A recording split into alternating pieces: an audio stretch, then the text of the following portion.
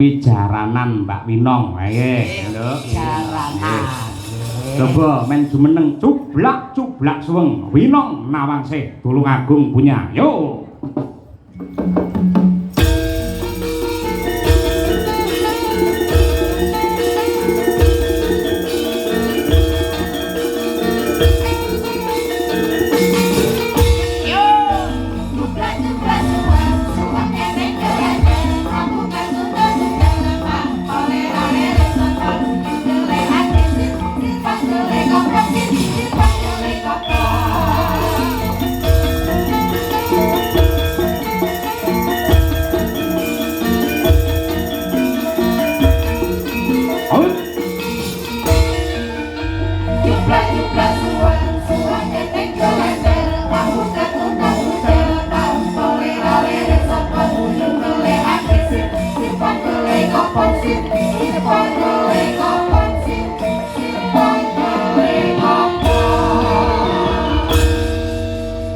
Mas Gareng pun nate pinanggih kalian Genduk Winong. Alhamdulillah Mas. Pun nate? Pun namung sepindah niki.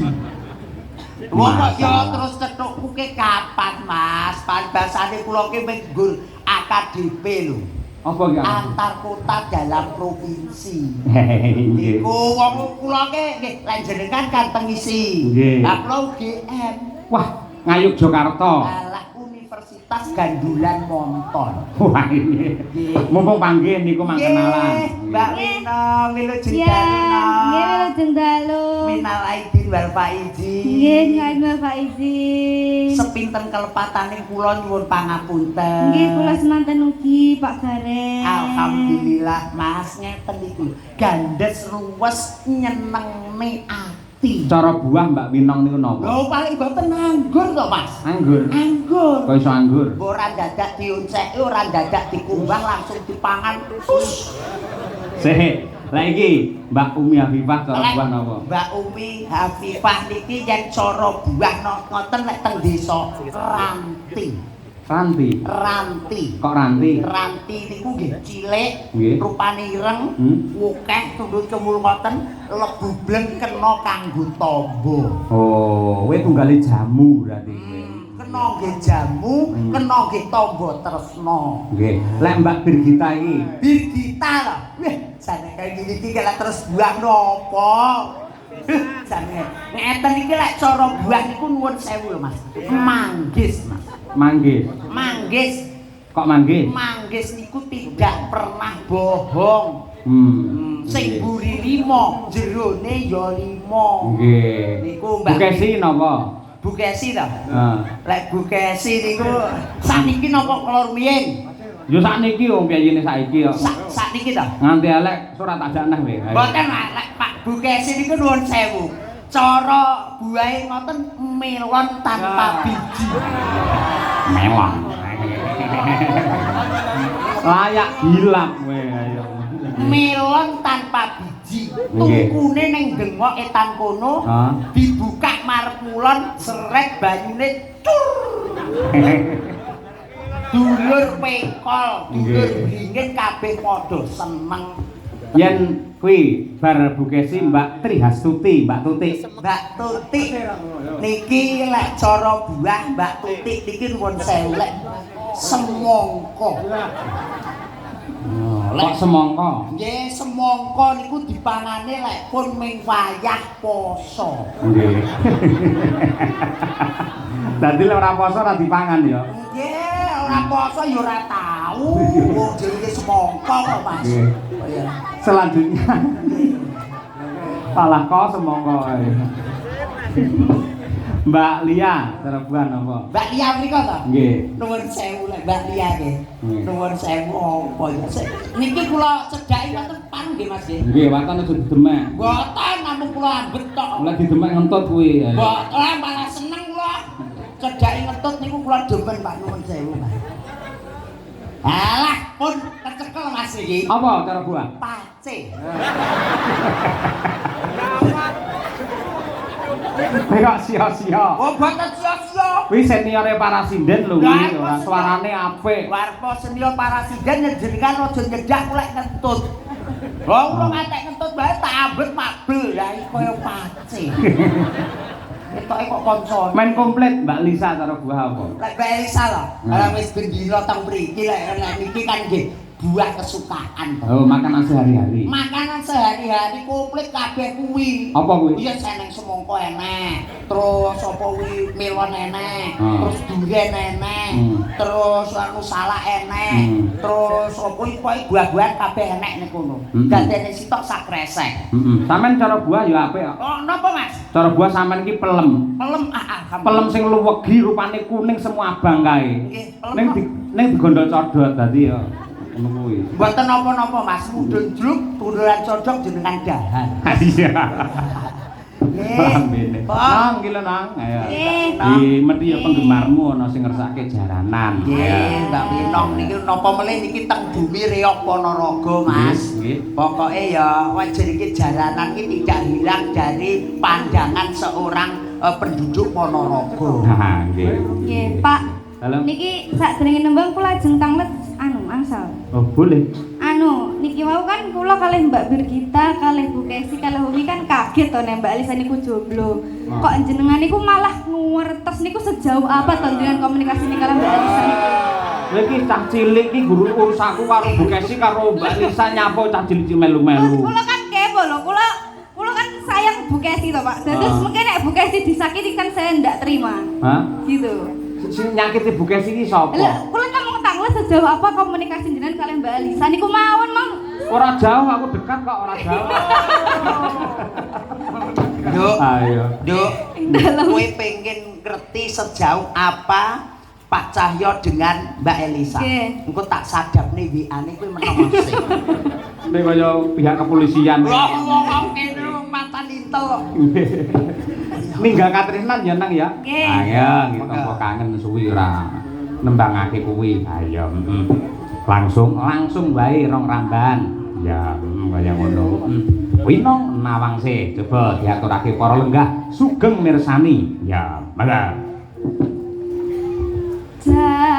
Jaranan dangdut kreasi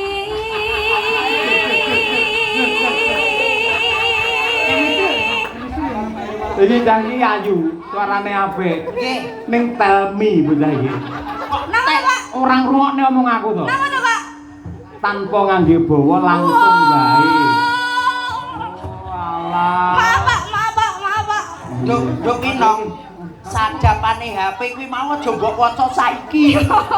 Wong sadapane HP mbok waca saiki dadi bawa. Iya. Kok ndak kedengeran ya tadi ya? Maaf ya Pak. Ya wis ora apa-apa wong kadung Ndak apa-apa wis, ndak sido nek no. Lho aja kadung metu ora sido piye ora. Isin au. Diterusne Pak nggih. Saya tak tekokke Bapak. Saiki sing lenggah wae sing menghakimi. Pripun dibawani mboten, Pak? Lho bawa kuwi lho, kowe diselamatkan. Nah, diselamatkan. Nggih, iya. Iya, pikirane ya padha karo Mbak Elisa. Kowe seprene randang untuk pacar ngono wae. Ah. Jangan gitu lah Pak. Lah bocah bermangan. Kita gede nih ya, kuwi ya gede mengawake tok. Lho, kula iki gede atine nggih gede lho Pak. Paling tak lepek. Mas Cahyo, Apa? kula mboten patun ngomong. Lah napa? Wong jenengan pun persis kok. Ya dibacati nang apa nang. Ayo apa. Sir kuwi aku menghindari bawa kuwi mergo mau dingi karo Mbak Elisa Smorondana. Nek ora apa-apa, takepane kan beda. Beda. Nah. Ngapunten Pak, mboten mireng wae. Heeh. Tujune kowe cara buah kaya seger, paman cara buah kowe pace tak penging kowe. Untung kuwi mau ya awakmu anggur. Ora dadak diumbang ndang dilek wae. Ya. Garenge ngawut anggur mau jane umi lho ayo. Ngawut mbane lho. Lha yo lek umi iki lek anggur lah wong sik sakmene cinike wong tenggo pinggir dalan dipangani kan nggih repot to Mas. Mending nggih jamu wae lek wis sehat iki dolan lan anggur. Iya. Ya nang ora apa-apa ayo. Ayo.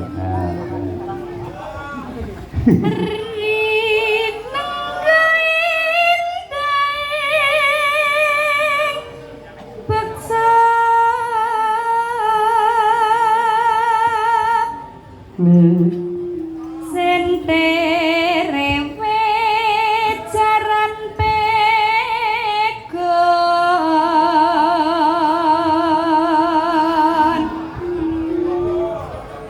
luas gemas nuju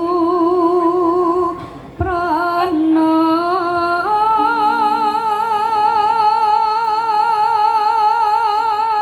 nonano pinter agawe brangto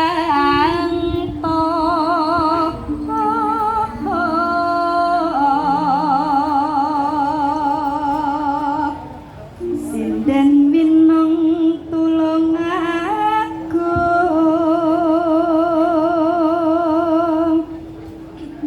aja nganti ninggal tresno